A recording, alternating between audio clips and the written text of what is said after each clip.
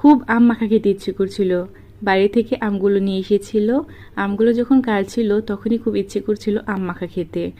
ছোটবেলায় অনেক আম মাখা খেতাম। বিয়ের আগে সবাই মিলে একসাথে বসে খুব মজা করে আম মাখা খেতাম। এক একজন কাড়াকাড়ি লেগে যেত আম মাখা নিয়ে।